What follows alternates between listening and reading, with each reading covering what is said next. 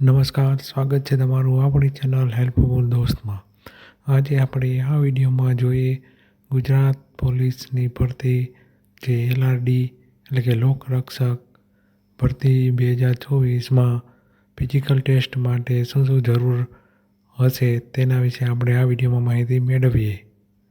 આગળ આપણે નવા નિયમો શું આવેલા છે તે વિડીયો બનાવેલો છે. જો તમે ન જોયો હોય તો તે આપણા ચેનલ પર જઈ અને જોઈ શકો છો.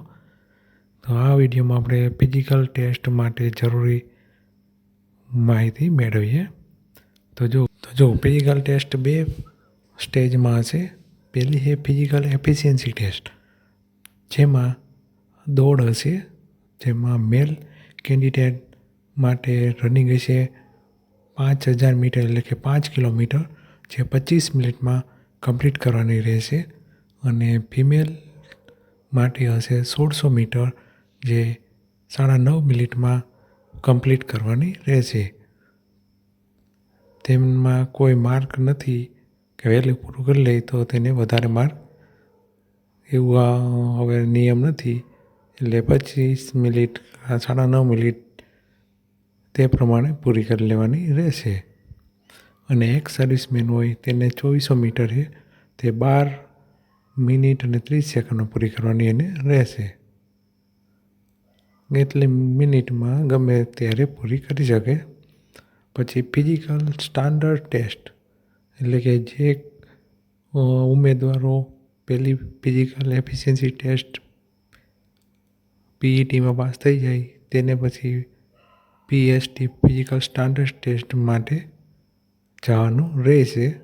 જેમાં તેના મેલ કેન્ડિડેટ માટે જેઓ STમાં આવતા હોય તો તેને હાઇટ 162 સેન્ટીમીટરથી વધારે હોવી જોઈએ, 162 સેન્ટીમીટર અથવા તેનાથી વધારે હોવી જોઈએ.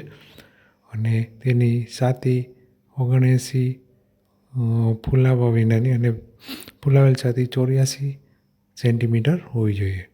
અને ST સિવાયના કેન્ડિડેટ માટે ઊંચાઈ 165 સેન્ટીમીટર અને છાતી 79 અને ફૂલાવેલી 84 સેન્ટીમીટર હોવી જોઈએ.